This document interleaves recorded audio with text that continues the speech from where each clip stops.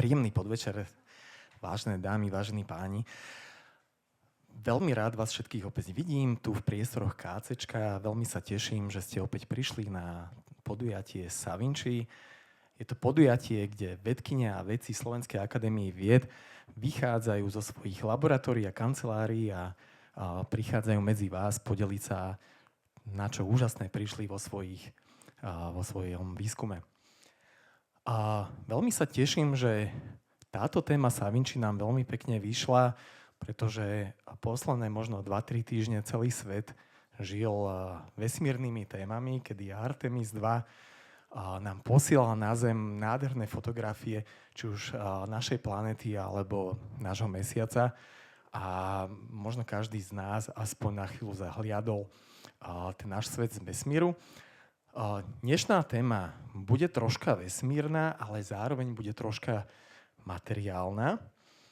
Ale predtým, než predstavím nášho dnešného hostia, tak mám na vás nachystanú jednu otázku. Budeme sa dnes baviť o vesmírnom odpade. A taká moja otázka je, že čo myslíte, koľko satelitov ľudstvo poslalo doposiaľ do vesmíru? Ak si myslíte, že je to niekoľko, taktože do 10 000, tak zdvihnite ruku. Ak si myslíte, že je to do 20 000, zdvihnite ruku.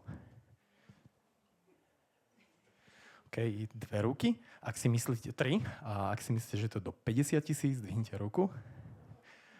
Dobre, tak už sme zhruba väčšina. A nemáte pravdu. Bolo to zhruba do tých 20 000 satelitov, ale zaujímavé je, že zhruba 5 až 10 000 už nie je aktívnych. A oni tam proste iba tak sú v tom vesmíre, bez toho, aby sme ich teraz používali. No a tieto satelity spolu so zvyškami rakiet, úlomkami po kolíziách a drobnými fragmentami, napríklad aj malými skrutkami a proste rôznymi ďalšími kúskami, označujeme ako vesmírny odpad. No a na dnešnej dráhe Zeme tak momentálne evidujeme viac než 36 500 objektov, ktoré sú väčšie ako 10 cm a označujeme ich ako vesmírny odpad. A len taká otázka, máme tam aj vesmírny odpad, ktorý má menej ako 1 cm a znova, čo si myslíte, koľko ho je? Je ho viac ako 500 000? Je ho viac ako 1 000 000? Kto si myslí, že ho viac ako 1 000 000? Je ho viac ako 1 000 000. Čiže zhruba 130 miliónov častíc, ktoré my ako ľudia sme vytvorili, sme poslali do vesmíru a teraz rotujú okolo našej Zeme. Tak, a hoci tento odpad predstavuje také vážne riziko pre náš kozmický výskum, predstavuje odpad niečo, ako máme my tu doma, tak zároveň predstavuje možno výzvu pre súčasných materiálových vedcov, ako tento odpad zúžitkovať a čo z neho spraviť a možno ako ho zrecyklovať nie tu na Zemi, ale priamo vo vesmíre. A viac o tom nám porozpráva náš dnešný hosť, ktorým je pán doktor Marek Gebura, ktorý pôsobí na Ústave materiálov a mechaniky strojov Slovenskej akadémie vied, kde sa venuje výskumu technológií spájania a spracovania materiálov pre náročné technické aplikácie práve v takýchto vesmírnych systémoch. Pán doktor je okrem iného aj zakladateľ takej firmy, ktorá sa volá Space Scavengers, ktorá sa zameriava práve na riešenie a manipuláciu s vesmírnym odpadom. A už o svojom výskume vám porozprávam viac on sám. Nech sa páči, pán doktor. Floor is yours. Dobrý večer. Som zabudol spomenúť, že síce som hrdý na to, že mám doktorát, ale nemám rád to oslovenie. Kľudne ma môžete volať Marek. Okrem teba teda. Tu mám dceru. Dobre. Budem sa snažiť povedať možno nie len tú takú materiálnu stránku, pretože ja už sa nepovažujem iba za materiálového vedca, respektíve materiálového inžiniera, ale za tých pár rokov už by som sa mohol charakterizovať skôr ako taký multidisciplinárny, alebo poviem to, systémový inžinier, ktorý by sa mal, to nevravím, že sa aj áno, rozumieť tak troška do takmer všetkých technologických odborov, ktoré potom navzájom sa spájajú do nejakého funkčného celku. No, ako tu vidíte, teda jednoznačne na týchto veciach nepracujem sám. Väčšinou som to naozaj ja, plus teda aj moja šéfka, ktorá o tom spolu so mnou veľa navraví. Aj na tom veľmi veľa pracujeme, ale je kopa ďalších ľudí, ktorí na tom nám naozaj veľmi veľa pomáhajú a sú súčasťou tohoto, nazvem to, tohoto celého príbehu. Vrátane, a to by som chcel na začiatku tiež zdôrazniť, vrátane umelej inteligencie, som schválne použil skratku UI a nie AI. Už neskôr si na to tak pozor dávať nebudem. Takže chcem tým len povedať, že aj bez tej umelej inteligencie, ktorá určitým spôsobom zohráva takéto takých ľudí, ktorí vám vyslovene chýbajú, keď na niečom pracujete a neviete si s niečím rady, tak v dnešnej dobe je to oveľa, oveľa jednoduchšie predrať sa cez tieto technické a technologické úskalia práve vďaka aj umelej inteligencii. Dobre, čo teda s vesmírnym odpadom? Keď sme sa nad tým v januári 2021 zamysleli, tak prvá veta, čo vám napadne, je však predsa to treba recyklovať. Hej? Ako je vôbec možné, že sa to nerobí? Keď tá cena 1 kilogramu materiálu, aby sa vyniesol hore, sa počíta v ohromných, teraz sú to tisícky, ale predtým to boli $10,000, $10,000 eur. Nehovoriac o tom, koľko stojí vynesenie 1 kilogramu napríklad na mesiac, respektíve na obežnú dráhu mesiaca. Tam popočítame v stovkách tisíc eur. Takže sme vtedy ešte neznali problematiky spolu s kolegami, nad tým pokrutili hlavami a vhupli sme do toho v roku 2021. Aby sme si vedeli troška viac možno predstaviť škálu tej problematiky, tak tu je taký jeden graf, ktorý hovorí, ako od počiatku tej vesmírnej éry postupne sa nám vyvíjal počet štartov rakiet. Možno mi tu chýba ešte jeden graf, že samotný počet rakiet neznamená aj počet objektov vynesených na orbitu. Tam sa tiež ten pomer postupne zvyšuje. No a tuto mám zobrazené také dve, ja skúsim toto použiť, či mi to ide. Čiže naozaj prvý kľúčový článok o vesmírnom odpade, vidíte, vyšiel už v roku 78. A všimnite si potom, tu je taký výrazný skok, tak tu, to je rok 2018, kedy sa dostalo na orbitu prvý ten taký balík 60 Starlinkov. No a potom nám to tu výrazne klesá. Toto nie je trend, ktorý by zrazu spadol, ale toto je aktuálna hodnota k marcu tohto roka. Čiže tam sa určite neočakáva, že tento trend by sa spomaľoval. Na začiatku ste počuli počet objektov. Tie databázy rôzne to troška inak evidujú. Ale čo je dôležité, je si pozrieť naozaj, že pomer aktívnych a nefunkčných objektov, ktoré určitým spôsobom, bohužiaľ, zrkadlia postoje celej tejto dlhej minulosti, ktorá vyslovene ignorovala túto problematiku. Čiže tam sa vôbec nepočítalo s tým, že by to niekomu vôbec mohlo vadiť. Nikto nemal v tomto čase, okrem teda pána Kesslera a jeho kolegov, tú predstavu, že by sa to mohlo vyvinúť do niečoho, čo by nám neskôr mohlo vadiť. V princípe v 70. rokoch si ani len nikto nedokázal predstaviť, že by nejaká komerčná firma alebo komerčné firmy vôbec mohli fungovať na orbite nejakým takým ekonomickým spôsobom. No, čiže aktívne náklady, to, čo sa veľmi ťažko prekladá. Nájdete tu veľa takých zvláštnych slovenských výrazov, ktoré mi dali, poviem, pravdu zabrať, keď som to prekladal z angličtiny. Čiže bežne sa používa slovo payload, ale je to teda náklad. Aktívny náklad reprezentuje vlastne satelit, ktorý je funkčný, ktorý realizuje tú svoju úlohu, tú svoju misiu. No. Teraz trošku ešte tých grafov.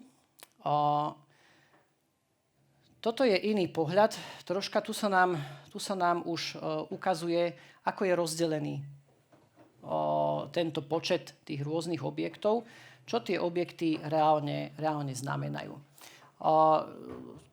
Vrchný graf hovorí z pohľadu ich počtu a graf nižšie hovorí o tom, ako to vyzerá z pohľadu hmotnosti, respektíve toho más. No. Všimnite si, že veľmi výrazná časť tých hmotností, ale nie počtu, samozrejme, sú telesá rakiet a potom je to teda ten samotný náklad. Možno ste už, beriem to tak, že asi viacerí z vás ste už videli, ako raketa vyniesie alebo vynáša tento náklad vlastne do vesmíru. Po štarte ten najväčší stupeň, ten prvý stupeň, ten väčšinou teda buď spadne do vody, do mora, v Amerike sa už vracia naspäť a pristane, čo je tá lepšia varianta. Toto je tzv. Druhý stupeň, ktorý sa zažne po tom odpojení a ten vyniesie zvyšok toho telesa na vyššiu orbitu a záleží od toho, kam smerujú tieto ďalšie satelity, kde je ich vlastne cieľová orbita, tak podľa toho buď zostanú tieto stupne ako odpad na orbite približne 20 až 30 rokov a následne postupne klesajú a môžu zhorieť v atmosfére, alebo tam zostanú stovky až tisíce rokov. To je vlastne realita tohoto druhého stupňa. Potom tento satelit, keď sa dostane, vie využiť ešte aj svoje vlastné palivo a dostane sa trošku inám. A tam v závislosti od jeho misie niekedy sú to 2-3 roky, niekedy až 15 rokov plní svoju funkciu. A potom v podstate záleží od toho, na akej je orbite, ale buď jednoducho skončí a stane sa z neho odpad, alebo si necháva zbytok paliva na to, aby sa odpratal na, nazvime to reálne bezpečnú orbitu, kde nezavadzia v podstate ďalším druhým, ktorí majú vykonávať ekonomickú činnosť. Toto nad tým je tzv. Adaptér. Toho je tiež z pohľadu tých smetí relatívne vysoký, teda veľký počet. Všimnite si, že nie vždy je to iba jeden, teda tento náklad, ale bývajú dva, alebo namiesto veľkých satelitov je to kopa takých menších, či už CubeSatov, alebo mikro. A potom je tu ešte takáto kapotáž, ktorá sa vlastne otvorí a tá tiež väčšinou teda zostane na orbite. Niekedy sa podarí, že dopadne a zhorí, teda že zhorí na Zemi, v atmosfére. No, tých čísel je tam, teda tie čísla hovoria, že je tam toho dosť, ale je naozaj tá zrážka pravdepodobná. Pravda je taká, že áno, že to riziko je reálne a stále rastie. Doteraz máme zatiaľ zdokumentované, čiže tých kolízií môže byť viac, 4 kolízie. Tuto vpravo je simulácia reálnej kolízie, ktorá nastala v roku 2009, o ktorej ste možno počuli, kde sa stretol americký satelit s ruským satelitom. Jeden z nich bol stále životaschopný a manevrovateľný, ale keďže v roku 2009 ešte neexistovali také technológie, ktoré by boli dostatočne vopred varovali tento americký satelit, že do neho niečo vrazí, tak by sa bol vyhol, bohužiaľ to nestihol. a momentálne je z neho viac než 3000 katalogizovaných úlomkov, ktoré sa sledujú a s veľkou pravdepodobnosťou veľmi veľké množstvo ďalších menších. Zároveň takéto číslo, že 20 až 25 ročne tzv. Konjunkčných udalostí, čiže potenciálnych nárazov alebo stretov, také jedno pekné číslo, ktoré hovorí o tom, že celá tá flotila Starlinkov, ktoré sú v tej dolnej časti, vlastne v tých spodných orbitách, tak v roku 2024 za 6 mesiacov urobili viac než 50 000 uhýbacích manévrov. Za 6 mesiacov. No. Pre jeden samotný satelit tá šanca 1 k miliónu, teda to nie je vysoké riziko, ale keď máte reálne veľkú, nazvem to flotilu, tak vtedy to už je reálny prevádzkový problém. No a môže to dospieť až k tomu, čo popísal v tom roku 78 pán Kessler, a to je tzv. Kesslerov efekt, ktorého sa každý obáva, a to vlastne, že tie zrážky, ktoré vytvárajú odpad, môžu vyvolať ďalšie zrážky, až dôjde k reťazovej reakcii. A potom môžeme vlastne stratiť to, na čo sme zvyknutí, a mnohokrát ani netušíme, že to máme vďaka satelitom, ktoré nad nami oblietávajú Zem. Je to hlavne GPS, je to synchronizácia času, napríklad veľmi dôležitá, krízové riadenie rôznych katastrof, televízia, internet.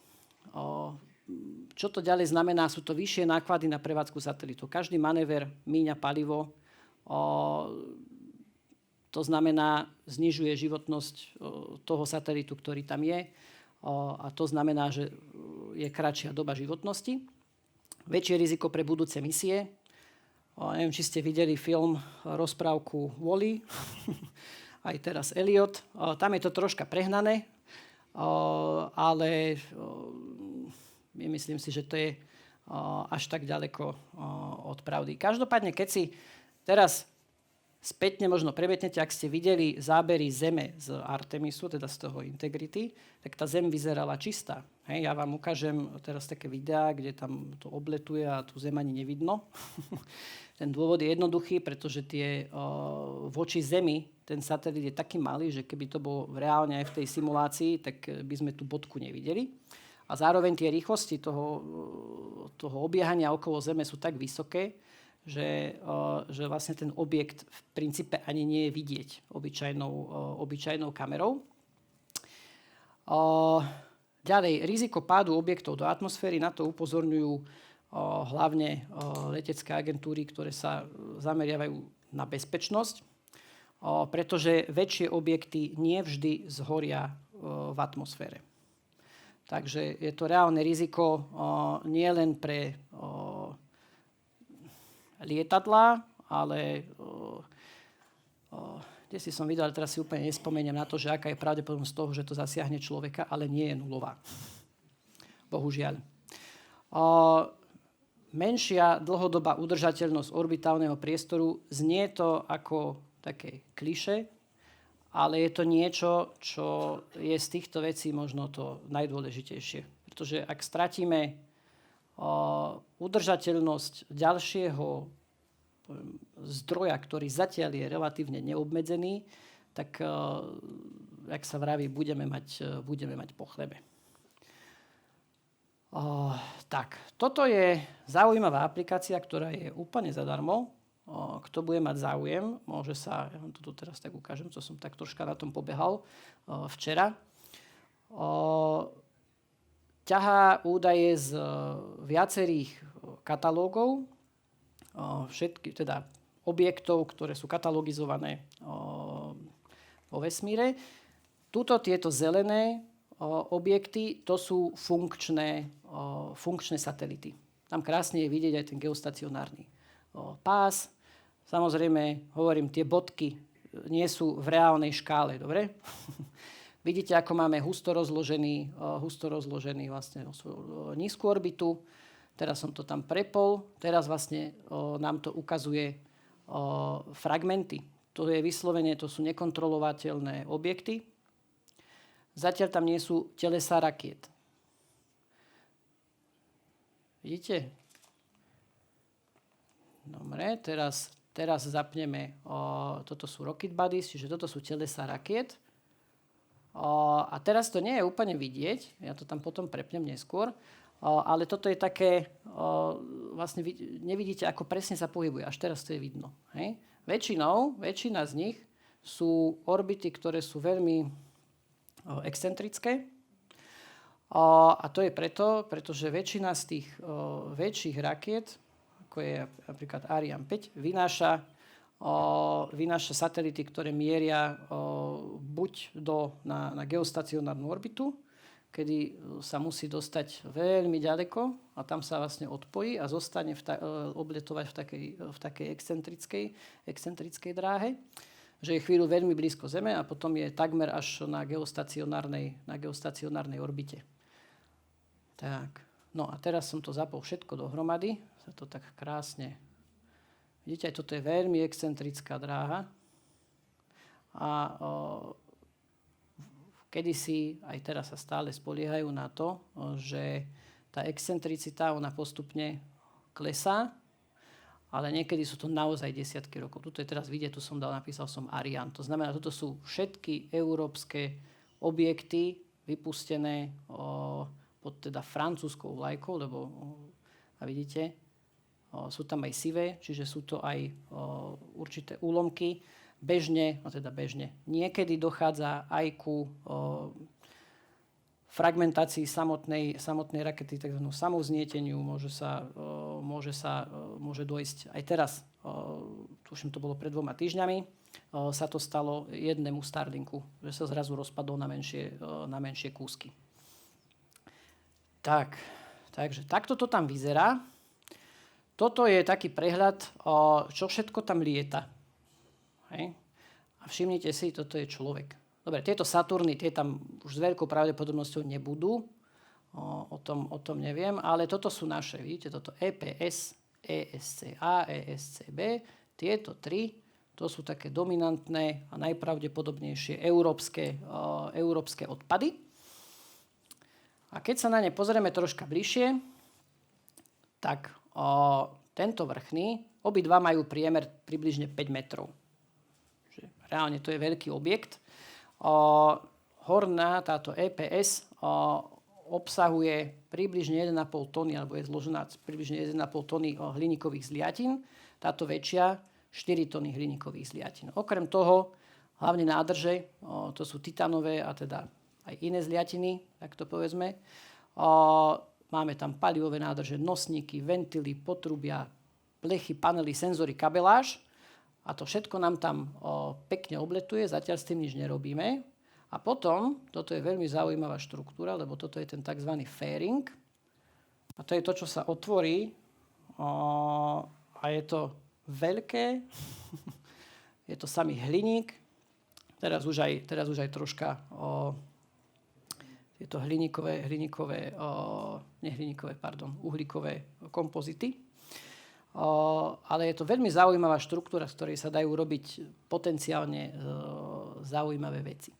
Odhad hodnoty existujúceho vesmírneho odpadu, keby naozaj to niekoho zaujímalo, existuje takáto štúdia z roku dokonca 2023, ona nie je nejak extrémne stará, ktorá hovorí o tom, že momentálne z tých 20,000 tón materiálu, ktorý tam už je, keby sme využili, že je teda využiteľné potenciálne 7,000 tón, tak ak sa pozrieme na mediána strednú hodnotu toho využitia, tak jeho hodnota je 500 miliárd eur.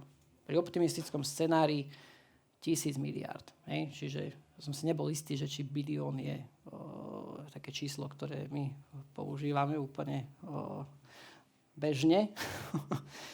Na druhej strane, keď si vezmete, že tuším Artemis 2 teraz celkovo to sú asi 2 bilióny, hej? Tuším tak, čiže to je ešte vyššia hodnota. Že to je len tak pre porovnanie. No, ako by to mohlo vyzerať, keby sme sa zamysleli, alebo by sme sa skúsili si rozvinúť tú fantáziu, že čo všetko by sa z toho dalo postupne postaviť. My tých Ariane 5 vrchných, nazvime to valcov, hej, alebo aj s nádržami, tam teraz máme 75. Hej. Môžeme my ako Európania narábať zatiaľ iba pokiaľ nedôjde k dohode, iba s európskym materiálom. Takže takto si to predstavuje AI, hej, že by sa vlastne mohli urobiť. Dnes sa už naozaj rozmýšľa nad tým aj v Európskej vesmírnej agentúre, ako by sa mali stavať a ako by mali vyzerať veľké štruktúry vo vesmíre, ktoré by pomáhali teda v montáži a vo výrobe priamo na orbite. Zároveň sa rozpráva, a už teraz aj sú štúdie urobené na orbitálne vlastne prečerpávacie stanice, čiže aj na to by sa to dalo využiť, pretože tam reálne máme vlastne nádrže, ktoré nám tam obletujú. A samotné fairingy, čiže tieto kapotáže, tak tu je taký nápad veľmi zaujímavý, ako by sa dal potenciálne využiť priamo na mesiaci. No a realita dnešnej doby, aká je, človek by si povedal, že už by sme mohli byť teda v nejakom takom stave, že už teda sa ten odpad postupne odpratáva. Nie je to bohužiaľ tak. Pustím 3 videá. Toto je video, ktoré zdokumentováva, ako v roku 2018 a následne 2019, pustím aj to druhé, sa realizovali skúšky, toto bolo v lietadle pri tom parabolickom lete. Bolo vybraných niekoľko, tuším, to boli 4 rôzne technológie, ako zachytiť odpad, ktorý je nekontrolovateľný. A tu vlastne hore je ukázaná technológia siete, to znamená vrhnutie siete na objekt, tam uvidíte potom aj, že ako to dopadlo. A tu dolu je technológia vystrelenia harpúnov, ako na veľrybu. Hej. Čiže to boli vybrané 2 technológie, a tie ďalšie, to sa priznám, že teraz si moc nespomeniem, ktoré reálne boli odskúšané vo vesmíre. Neviem, či by ste si niekedy tak trúfli povedať, že zrovna rybárske technológie budú tie, ktoré budú z tých prvých, ktoré sa otestujú vo vesmíre. Momentálne najbližšie, to, čo chcem povedať, je, že bohužiaľ dnes po tých x rokoch to nemá pokračovanie. Zrovna tieto 2 technológie, pretože obidve, teda táto spodná, tam je veľká obava, že bude produkovať ďalší odpad, ďalšie fragmenty.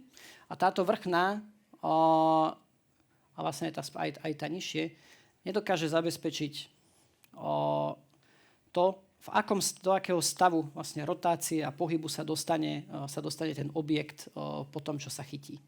To znamená, je to určitým spôsobom prekvapenie pre ten systém, ktorý to má potom ťahať a ustabilizovať, až je to neustabilizovateľné. Takže to je tá hlavná obava. Dnes je najbližšie realizácii misia Clear Space 1, ktorá teda pôvodne mala štartovať v roku už 2025. Je však stále vo vývoji. Nevieme úplne presne, aké teda mali problémy, ale vieme, že sa im zmenil cieľ, ktorý pôvodne bol Vespa, to je jeden z tých adaptérov, ktoré som vám ukazoval. Teraz sa im zmenil na menšiu takú kocku, na nejaký satelit menší. A zároveň aj toto už je také, že nevieme, či bude tá misia, pretože sa hovorí, že najprv by sa chceli pozrieť na to, že vôbec obletia a zistia, v akom stave je ten satelit, ktorý chcú chytať. To je jedna z vecí, ktorá vlastne tak trošku zdôrazňuje to, že ten problém už sa chápe, je taký stav všeobecného pochopenia, že ten problém je reálny a treba ho riešiť. Ale realita je taká, že žiadne aktívne odstránenie odpadu z orbity ešte neprebehlo, nielen v Európe, ale ani zatiaľ nikde. Jeden z tých veľkých dôvodov je, že to má ťažko uchopiteľný obchodný model, respektíve neexistuje zákazník, ktorý by mal akýkoľvek tlak od niekiaľ, že potrebuje buď teda hlavne svoj odpad odstrániť, pretože ho nikto nepokutuje, pretože je taká zaujímavosť, že keby si napríklad ty, Tomáš, si vypustil satelit, tak zodpovedný za ten satelit, keď sa niečo stane, je štát a nie ty. Takto to funguje. Nemáme ešte implementovanú legislatívu naprieč tak, aby bola firma zodpovedná za to, čo sa deje. Musí byť poistená. Štát dáva ako keby také, že go, že áno, môžete ísť, ale iba vtedy, keď budete poistení a teda. Takže aj samotné odstraňovanie odpadu, ak napríklad je raketa francúzska a ten satelit je napríklad anglický, tak pokiaľ sa nedohodne vláda s vládou, tak vlastne nemôže dojsť k takejto operácii. No, zároveň máme takmer 20 konceptov pre aktívne, ale aj pasívne odstraňovanie odpadu. Pasívne odstraňovanie znamená napríklad rozloženie, zväčšenie plochy, na ktorú potom dopadá ten tzv. Slnečný vietor a potom nám to rýchlejšie padá do atmosféry. Niekoľko z nich ste teda videli oddemonstrované vo vesmíre. Teraz, minulý rok, máme za sebou úspešnú inšpekciu telesa rakety. Urobila to japonská firma Astroscale, financovaná teda japonskou vládou. Boli si obzrieť japonský druhý stupeň a s veľkou pravdepodobnosťou približili sa na 50 metrov, pekne si ho natočili, vedia, v akom stave je, pretože to je veľmi dnes zo Zeme. Keď sa pozriete teleskopom, tak vy vidíte ten odpad ako bodku. Vy ju viete sledovať. Máme na to dokonca na Slovensku firmu, možno pána Jižiho Šiuhu poznáte, to je jeden z najlepších ľudí v tomto smere vôbec v Európe. ESA ho vyhľadáva, takého odborníka máme na Slovensku. Z tej bodky vy netušíte, v akom stave tá bodka je. To znamená, že na to, aby ste mohli z niečo odstrániť, tak potrebujete si to najprv obzrieť. No, na druhej strane sa snažíme, a hlavne v Európe, robiť prevenciu. Máme tzv. Zero Debris Charter. To znamená, je to iniciatíva, ktorá vychádza z Európskej vesmírnej agentúry a snaha je robiť také aktivity, aby sme po roku 2030 v rámci Európy, ideálne aj sveta, čo sa ale pravdepodobne podarí, ale v rámci Európy, aby sme neprodukovali ďalší odpad. To znamená, to, čo vyniesieme, aby sa aj odstránil. Máme na to osobitné oddelenie v Európskej vesmírnej agentúre a realizujú sa napríklad takéto veci. Dizajn pre jednoduchšie odstránenie z orbity a predikovateľný rozpad. To znamená, že zariadenie, úplne jednoduchá vec. Hej? Každé zariadenie od dnes alebo od budúceho roka, keď bude mať takýto konektor na jednej strane s takýmto označením, tak už firmy, ktoré budú vybavené uchytávacím mechanizmom na ňo s ním kompatibilným, tak keď sa niečo stane, vedia ho odtiahnuť a pustiť dolu do atmosféry. Nič také doteraz satelity nemali, lebo nemuseli. Príprava noriem pre bezpečné operácie v tesnej blízkosti. Zatiaľ je to iba také, že mohli by ste to robiť takto. Ešte to nie je norma, ale už sa pripravuje a bude sa musieť rešpektovať. No a veľmi dôležitou vecou je harmonizácia, pretože my sme Európa taký trocha roztrieštený, však vieme, všetko a nič. Takže doteraz sme mali veľmi veľa aktivít aj v tomto smere, všade sa vynakladali nejaké peniaze, ale nešlo to približne rovnakým smerom. Tak konečne sa minulý rok začali harmonizovať takzvané a hlavne Európska vesmírna agentúra s Európskou komisiou a vytvorili nazvime to takú doménu, ktorá sa celosvetovo nazýva, poznajú aj v Amerike, In-Space Assembly and Manufacturing, čiže výroba a montáž na vesmíre. A tá smeruje k uzavreniu toho celého kruhu. Čiže aby sme mali nie lineárnu ekonomiku vo vesmíre, že tam všetko iba takto vyniesieme a potom nás nezaujíma, čo sa s tým ďalej stane, ale aby sme ten kruh uzavreli, aby na konci sme mohli vykonávať aj recykláciu, aj výrobu. Prvým krokom, respektíve vidíte tu také 3 veľké vlny. Máme tu odstraňovanie odpadu. Tu vidíte 4 rôzne misie. Toto je ten Clear Space 1 na odstraňovanie. Tieto ostatné sú skôr príprava na odstranenie. CAT je vyslovene konektor, je to test toho konektora do budúcna. Potom tu máme inšpekciu. To je ten preľud, ktorý má ísť pred týmto Clear Space. Transport, to znamená, aby som ja niečo chytil a potom to niekde potrebujem odpratať preč. Potom tu máme prečerpávanie, osobitná vec, čiže ako dostať palivo z jedného satelitu do druhého. To sa dneska napríklad takmer vôbec nerobí.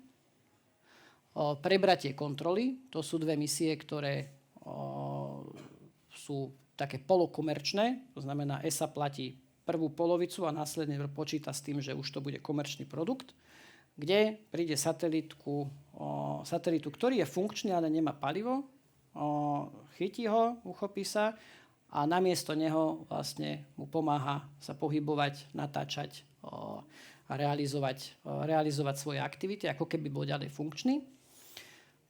Potom tu máme také viac futuristickejšie veci a to je autonómia. Autonómia je dôležitá práve preto, že väčšina tých aktivít, ktoré sú tieto predvojové, sa dejú v tesnej blízkosti. A v tesnej blízkosti to znamená, že operátor, ktorý je na Zemi, nedokáže v reálnom čase riadiť tie 2 satelity. To znamená, oni už musia preberať vlastnú iniciatívu a musia byť z veľkej časti autonómne. Logistika, to je o tom, ako prepravovať náklad. Neviem, či viete, Európa začína, má za sebou už veľkú štúdiu toho, ako by mala vyzerať čerpacia stanica na orbite. Je to sliepka vajce. Európska vesmírna agentúra si to podľa mňa správnym spôsobom uvedomuje. A to sú obrovské peniaze, musím povedať, ktoré do tohoto vyzerá, že teda pôjdu, ale bude to znamenať veľký obrat v tom, akým spôsobom sa budú môcť diať veci. Pretože ak si viete dotankovať palivo, viete robiť misie niekoľkokrát. A už sa potom dostávate k samotnej cirkularite. Viete transportovať, viete robiť inšpekciu, viete preberať kontrolu a môžete robiť veci, ktoré vlastne tá cirkulárna ekonomika vyžaduje. To, čo tam teraz priletelo, je, akým spôsobom my na Slovensku sme súčasťou tohoto celého diania. Zabrdáme dosť veľkým spôsobom do odstraňovania odpadu. Troška sa tomu potom povenujem. Sme v inšpekcii, sme súčasťou konzorcia poľského Raven. To je táto jedna konkrétna misia. Boli sme a stále sme súčasťou takzvanej šerovanej inteligencie. To znamená, ako si medzi sebou budú v budúcnosti alebo mali by si vymieňať informácie satelity navzájom, aby mohli spolu kooperovať na niečom. Sme súčasťou logistických riešení.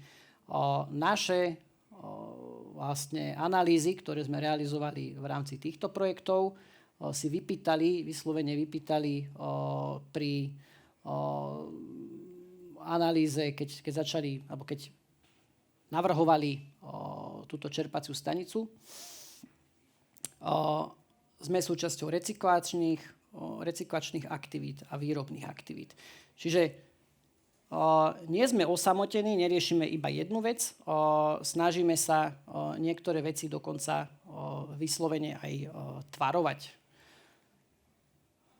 Toto je jeden z príkladov, kde vlastne v rámci toho Space Scavengers, toto je celý začiatok vlastne, ako sme sa my k tomu celému dostali, kde sme navrhli misiu,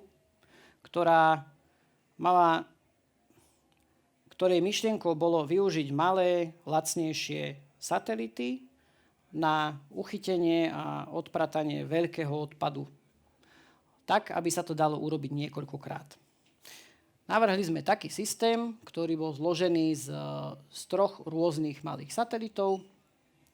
Skauti to sú tí, ktorí sa iba pozerajú a pomáhajú ostatným lepšie vidieť a vnímať.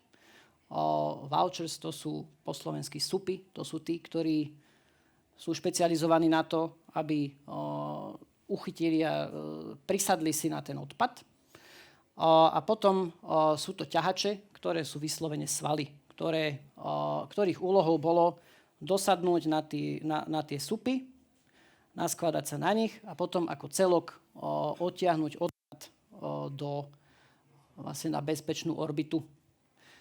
Už len nájdenie tejto bezpečnej orbity, kde by to nikomu nevadilo, kde by bolo bezpečné to začať recyklovať, tak to zabralo veľa času, ale je ich niekoľko vlastne tých možností, kde to môže byť. Flexibilné, lacnejšie voči veľkému zariadeniu, ktoré stojí desiatky, niekedy až stovky miliónov eur. A je to teda švajčiarsky nožík. Hej? Ale na druhej strane komplikované, musí to mať vyšší level autonómie, pretože majú navzájom vlastne spolupracovať. Neexistuje zákazník, hej? A ideálne teda musí to byť opakované použitie, čiže vyžaduje si to dotankovávanie. No, a mali sme vtedy dilemu, čo s tým. V rámci analýzy všetkých tých takmer 20 spôsobov uchytávania sme vybrali ako najvhodnejšie prichyťovanie pomocou vlastne takého okamžitého privárania.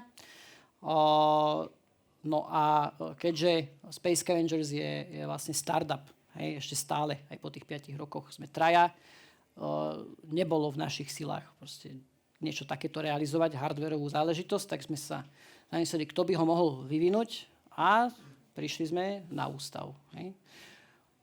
Úplne poviem, že ideálna kombinácia, pretože sa ústav toho chytil. No a nám sa zasa pošťastilo, že na nás požmurkali z oddelenia vlastne FLPP, to je Future Launch Preparation Program, o ktorom sme si aj vymysleli, že to je iba o tom, ako vlastne vynášať raketami veci do hora, ale nie, pretože tam sa rieši aj nielen rakety, ale aj to, akým spôsobom sa práve realizuje transport priamo na orbite. No, kapacitné priváranie svorníka. Čo to je?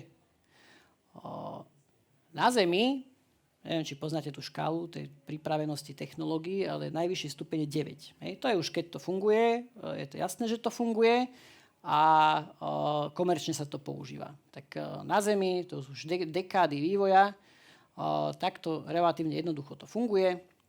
Musíte mať veľkú baterku, volá sa to kapacitná banka. Máte takýto svorník, v princípe je to tyčka s malou špičkou na konci a pri kontakte, po uzemnení, pri kontakte na chvíľočku, keď sa to dotkne, sa vybije tá kapacitná banka, vytvorí sa elektrický oblúk, veľké teplo, trvá to pár milisekúnd a vznikne zvar. Ideálna vec, vedeli to už v 80. rokoch v MIT, keď si ich objednala NASA, aby mu robili štúdiu, vlastne, že ktoré zvárania sú vhodné pre montáž vo vesmíre, tak vyhodnotili ako číslo 1, ale potom nič. Hej? Nevieme prečo. Potom sa objavilo v 2009 na Ukrajine jeden článok, experimenty vo vákuu pri jednom napätí a potom v roku 2021 zase na Floridskej univerzite študentský projekt. S tými sme sa spojili aj s týmito tu a ako najväčšiu nevýhodu toho zvárania vlastne uviedli reálny povrch, ktorý, keď si predstavíte, toto mám, tak na zemi, kebyže idete zvárať takým spôsobom, tak si zoberiete šmirgel papier.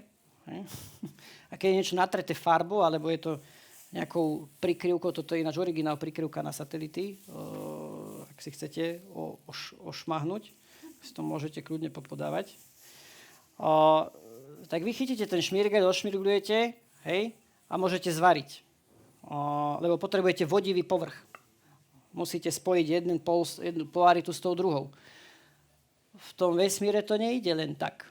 Tam ako náhle začnete napríklad točiť nejaký šmirgel papier alebo niečo, tak vytvárate momenty, to sa vám začne krútiť, musíte to kompenzovať, to vyžaduje palivo a teda.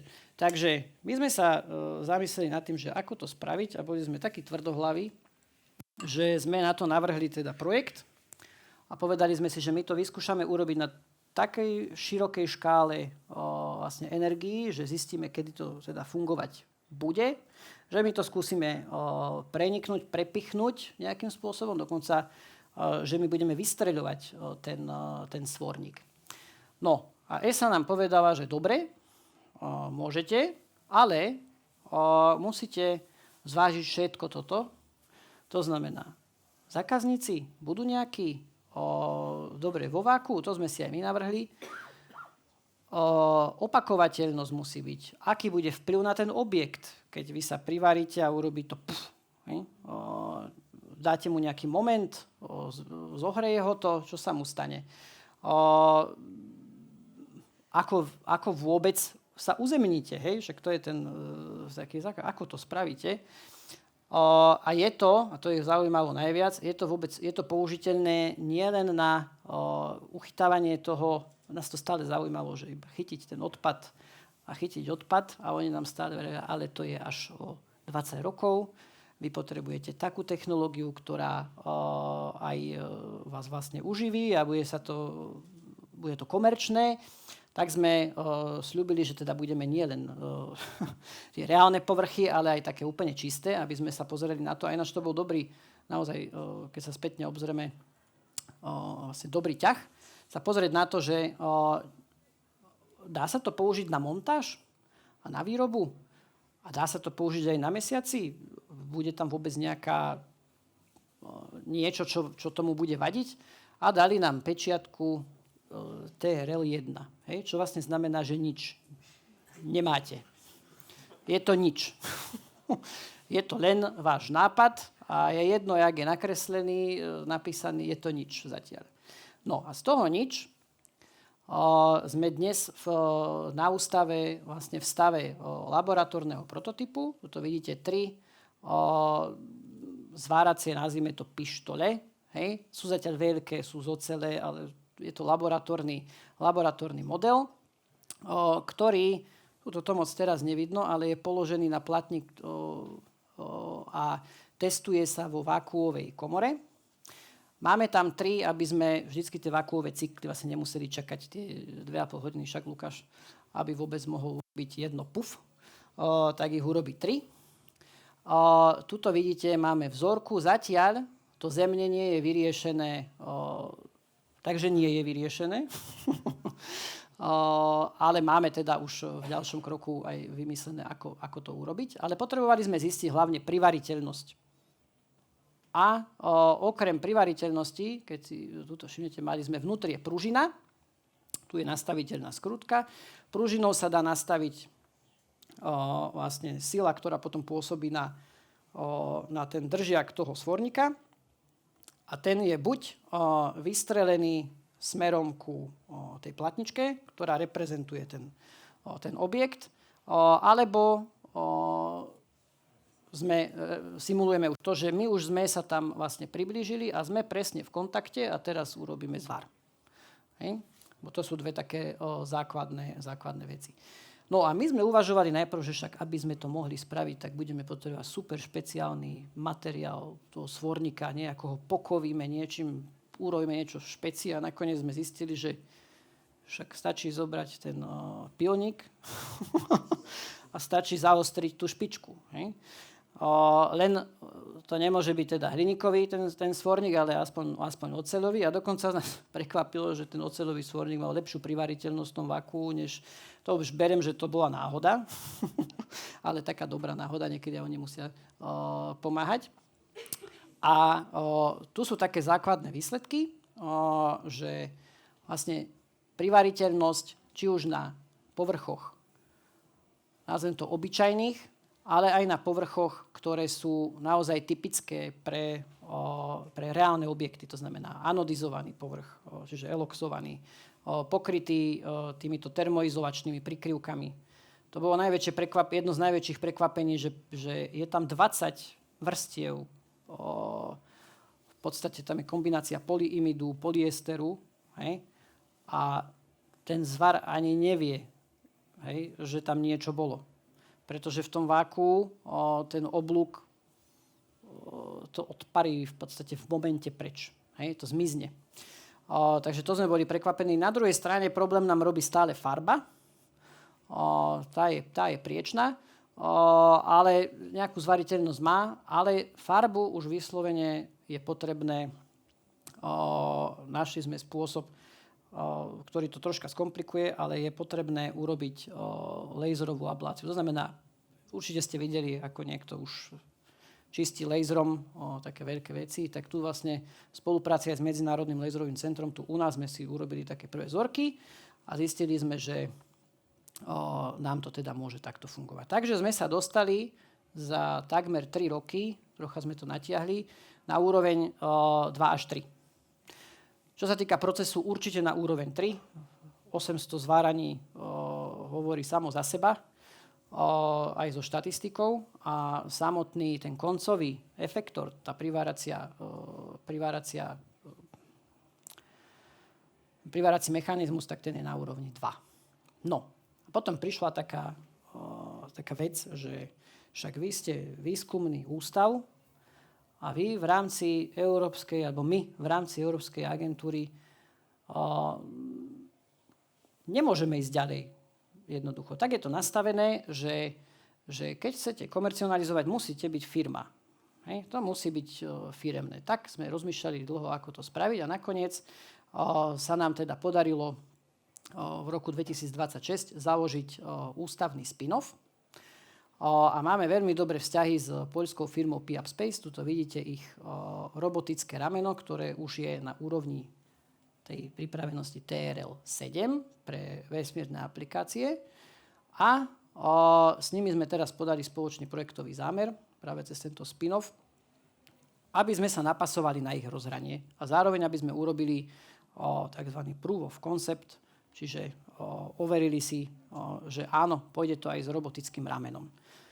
A vďaka aj túto kolegovi, ktorý tuto sedí, Marek, ďakujem, tak sa nám podarilo získať 2 robotické ramená, síce staršie, ale funkčné, ABBčka, tie máme už obidve u nás na ústave. A zároveň nám podali sme projekt v programe Slovensko na robotický simulátor pre experimentálne testovanie privárania svorníkov vo vákuu. Ten sme začali teraz v januári. A jeho cieľom je dostať sa z tejto malej komory, kde testujeme iba ten koncový mechanizmus, do komory približne polovičnej ako táto, lebo nebol na to až taký rozpočet, ale stále dostatočne veľké na to, aby sme tam to robotické rameno vložili, plus oveľa väčší kus, alebo teda väčší kus materiálu, znova so senzormi, aby sme vedeli, akým spôsobom privárame, aby sme sa pohli smerom ku ešte vyšším TRL-kám. No, ako môže vyzerať vízia toho, že na čo všetko by to mohlo byť? Hej? To nám urobili video na akejto škole? Ono to tam bude na výtvarného umenia. Keďže vo vesmíre je ticho, hej, tak a tuším, tam aj bola hudba, ale nebudeme púšťať. Predstavte si taký satelit, ktorý je vybavený nie jedným takýmto robotickým ramenom, ale 2. Dobre?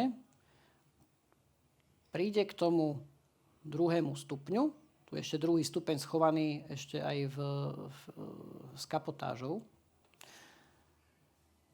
Príde k nemu a prvým zvarom sa vlastne mechanicky spojí a druhé rameno využíva na to, aby pribodoval tie svorníky na rôzne miesta. A potom, pozrite sa, čo tu je. Tu je 3. rameno. A to 3. rameno má elektrónový lúč.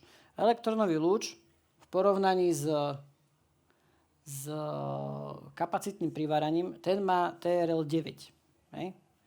Ten je už veľmi dávno otestovaný vo vesmíre a používa sa, alebo plánuje sa používať hlavne na zváranie. My nad ním rozmýšľame vlastne hlavne na, vidíte, delenie tej štruktúry, ale následne, lebo to má duálne použitie, aj na priváranie. To znamená, že to, čo rozrežeme, rozporciujeme, vieme naložiť do niečoho, čo príde k druhému satelitu, ktorý má kontajner. Tento dokáže previesť na miesto, kde to je potrebné.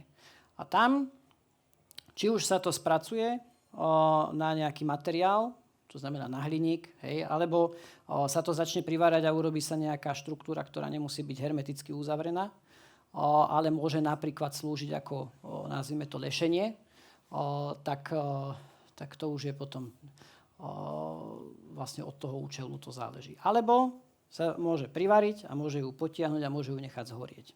To už záleží od toho, aké by bolo naozaj ten use case. No, my sme k tomuto podávali teda aj Pathfinder, to je európska schéma, kde vidíte, tuto nerobíme to teda sami, naozaj. To sa nám podarilo relatívne dobre a veľké a silné konzorcium postaviť. A aj tie výsledky sú také, nám povedali, že pred rokom, keby sme to podali, tak zo 4,7 ten projekt máme, ale práve v roku 2025 to nestačilo a z 3500 projektov sme boli 109. Hej? A boli sme, neviem, či prvý z východnej Európy. Hej? No, nevadí, tam to práve vylepšujeme a skúsime aj tento rok teda. No, a teraz k autonómii a cirkularite.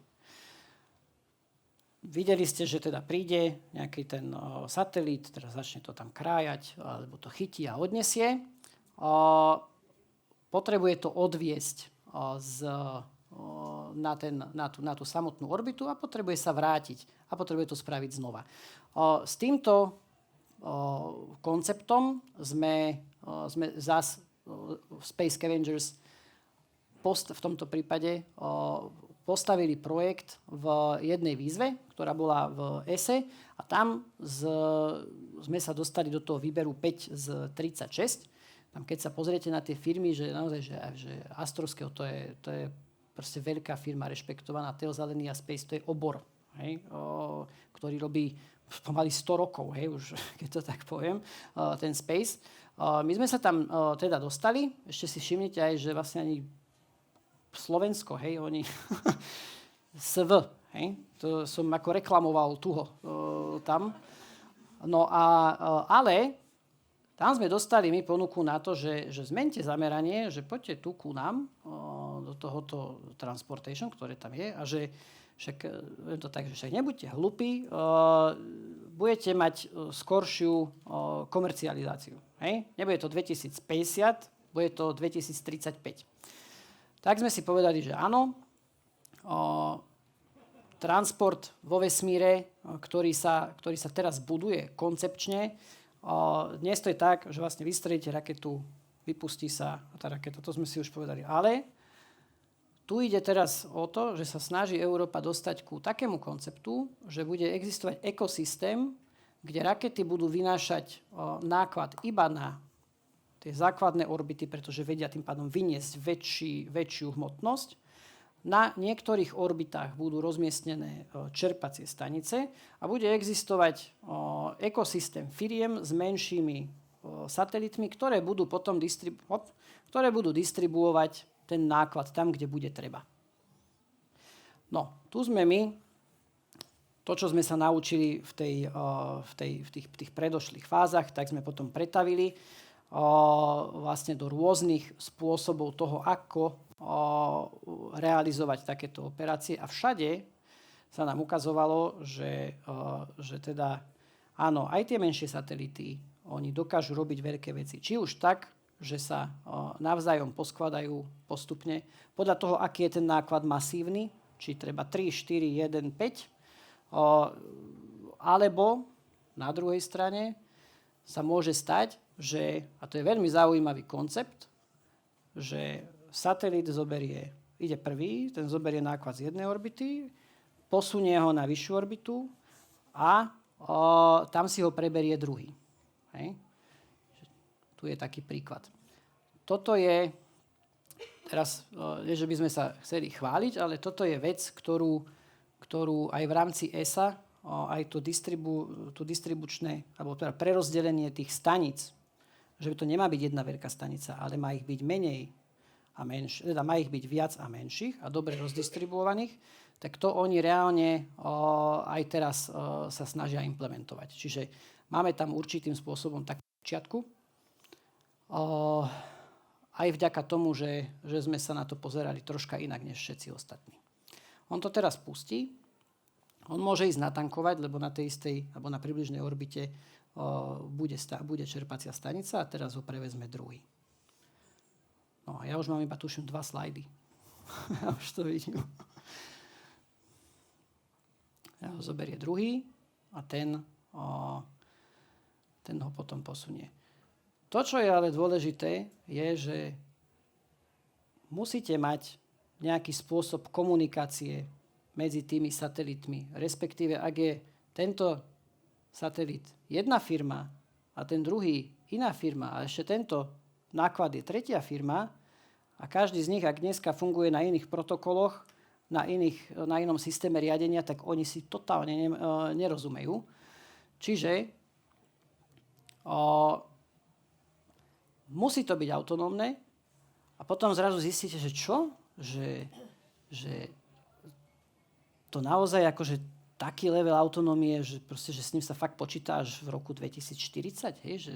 Že zistíte vy, že vlastne oni majú level autonómie na určitej, naozaj na malej škále operácií, hej? A nikde inde. A potom ešte zrazu zistíte, že však tie satelity ani medzi sebou naozaj nedokážu komunikovať. Hej? Že oni ho dajú tak, že ten jeden musí byť úplne ticho a ten druhý sa ho ide chytiť. Hej? Že to je také pravidlo. Takže tam sme potom my navrhli spôsob spolu s partnermi, ako tú autonómiu otestovať tu na Zemi v zapojení s tými reálnymi systémami, ktoré sú hore. A aj vďaka tomu nás potom zavolali do toho poľského konzorcia. No a potom zistíte ešte zaujímavejšiu vec, že už proste úplne, že fakt, že ani neexistuje dnes ani software na simuláciu toho, že by vôbec si chceli vyskúšať, ako oni budú navzájom spolu kooperovať a komunikovať. Takže toto je jedna z vecí, ktorú v podstate je to vlajkový produkt a tým pádom sme sa rozdelili aj s ústavom takým spôsobom, že my sme teda zameraní viac na to softverové riešenia a ústav na hardverové a vieme sa navzájom doplniť, keby bolo treba, práve potom v tom spin-offe. Tak, toto preskočím a už iba naozaj, že záver, že čo dodať, hej, čo by som chcel povedať, že reálne, keď sa na to pozriete, nás nie je veľa. Hej, ono sa to tak možno zdá, ale nás nie je veľa na to, do koľkých tých domén vlastne sa snažíme, možno niekedy aj nie my sami, ale že nás do nich potom ťahajú, vďaka tomu, akým spôsobom pracujeme. Pretože keď keď sa pozriete a to nič zlom, na to, ako fungujú veľké tie obrovské firmy práve v týchto malých projektoch, oni za 100 000 eur nepohnú prstom. Hej? A keď pohnú, tak urobia 4 strany dokumentu. Hej? A berú to úplne vážne, že taký obrázok tam nakreslia a tak. Hej? Kdežto my urobíme, proste fakt je to iné. Hej? Vesmírny odpad je jednoznačne príležitosť a dlho bude. Hej? Samotný In-Space Assembly and Manufacturing obrovská príležitosť. My sme jej súčasťou, a to teraz myslím Slovensko, a je to vyslovene technologický front. Nie je to niečo, v čom nedokážeme súťažiť práve s týmito veľkými firmami, pretože aj oni sú na začiatku a tie veci sú tak nové, že málo kedy vedia využiť to, čo už desiatky rokov predtým robili. Tak. A vlastne my hľadáme aj nových ľudí. Hej. Takže okrem toho, že by ste nám teda mohli držať palce, tak hľadáme aj kolegov. Áno. A ďakujem. Ja viem, že som to natiahol, ja sa ospravedlňujem. Veľmi.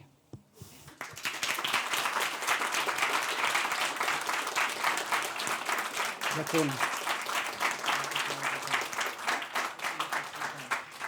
Je fantastické počuť, že Slovensko je súčasťou naozaj tej frontovej línie vo výskume aj v takejto oblasti. Teraz je čas hlásiť sa, ale ešte nie do týmu, tam sa hláste až potom, prosím vás. Ale hlási sa otázky, ale ja tradične využijem, že držím mikrofón v ruke a mám právo prvej otázky vždy. Na začiatku si spomínal, že ten vesmírny odpad sa naozaj pohybuje rýchlosťou, že ani len kamery to nevedia zachytiť. A teraz vy tam chcete v podstate ho chytiť, zvárať. Vieš to pripodobniť nejak vlastne na našu Zem, ako by to vyzeralo? Ja neviem, že ide auto po diaľnici, ako rýchlo by muselo ísť a v akej rýchlosti sa toto všetko deje? To je moja kolegyňa nabiflená, hej, na toto. A dáme mikrofón? Tak tie malé objekty tam letia zhruba 7 500 metrov za sekundu rýchlosťou takouto. No, asi rovnako. Ale tí malé sú väčšia hrozba, lebo ich je oveľa viacej, ako ste spomínali, tých 130 miliónov kusov. Tam tie vektory, hlavne keď sa spoja, to sa môže sčítať. Hej? A z pušky, tuším, keď vyletí guľka, tak tá má okolo 600 metrov za sekundu. Kilometr za sekundu. No, a to sa potom inak násobí zase. A ono to je nejak organizované v tom vesmíre? Ako ono sa to točí rovnakým smerom? Alebo kam to všetko ide? Nie, nemusí sa. Tie orbity sú rôzne. A dokonca vôbec ustáliť si hlavu, poviem, v tom, doteraz to neviem, ja sa priznám, hej, kolega už to vie, akým spôsobom, kde je aký smer, aký uhol, lebo tam nie je proste len taká naša fyzika, ktorú sme sa učili, je iná. Ale sú orbity, ktoré vyslovene idú aj takto, opačne, sú excentrické, sú cirkulárne, sú také, ktoré držia a stále sa pozerajú na slnko, teda aby solárne panely boli stále na slnko. Nekonečné možnosti vyslovene. To samo o sebe je veľká výzva, v podstate to zosynchronizovať. Dobre, nech sa páči otázky z publika. Mám tu niekoho s mikrofónom? Nemám, že? Tak ja budem behať. Nech sa páči, jasné. Mne sa celá tá technika zdá strašne drahé. Ako keď chcete vy, takto laicky poviem, jednotlivo chytať nejaké satelity alebo že či by sa nedal vymysleť nejaký gravitačný lapač alebo niečo aspoň na tie menšie častice, ktorý by síce fungoval pomaly, lebo však tie medziplanetárne sily sú v tomto dosť malé, ale zase by to možno bolo lacné, že trvalo by to možno 1000 rokov, ale lacnejšie. Aspoň na tie menšie častice. Rozumiem. Ináč tieto menšie, to je dobrá otázka, lebo tieto menšie častice sú tie, ktoré sú najväčšou výzvou.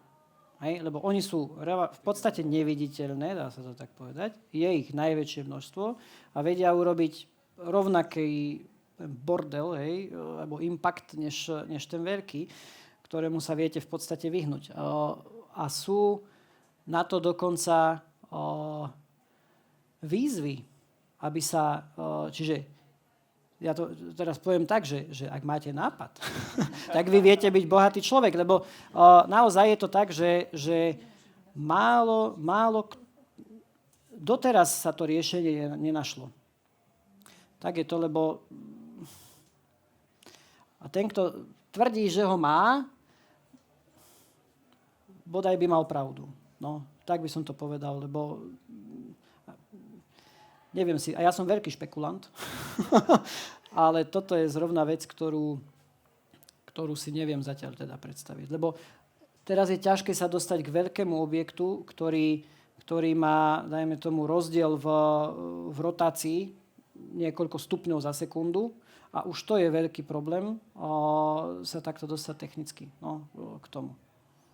Ja som to skoro myslel tak, že nejaké telesa alebo nejaký lapač, ktorý by na základe tej medziplanetárnej sily ako M1 k M2 alfa, že by automaticky priťahoval tie malé častice. No áno, len by to znamenalo nejaký veľký masívny objekt niekde umiestniť, ktorý by bol tiež drahý. Áno. Sa môžem spýtať na základe tejto otázky, že ja som úplne laik, že či vlastne je problém v tomto riešení bol problém to, že všetky tie malé časti, keby začali sa zachytávať, tak to teleso, ktoré ich zachytáva, sa môže teda dostať do nejakého pohybu, hej? Či? Ja rozmýšľam nad tým, že aké veľké to teleso by muselo byť a masívne, aby ten efekt urobilo. Áno, a ako by sa muselo pohybovať, aby dokázalo postupne vyčistiť aspoň niektorú oblasť. Nie, ale však... Ale áno. Pravdu povediac, normálne ste ma dostali dvaja teraz, lebo začínam nad tým rozmýšľať teraz. Že ako by to šlo. Tak nech sa páči ďalšie otázky. Áno.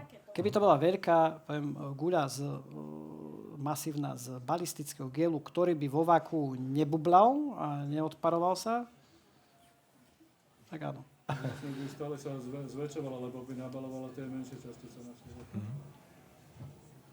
Ty sa nechceš niečo tatínka spýtať?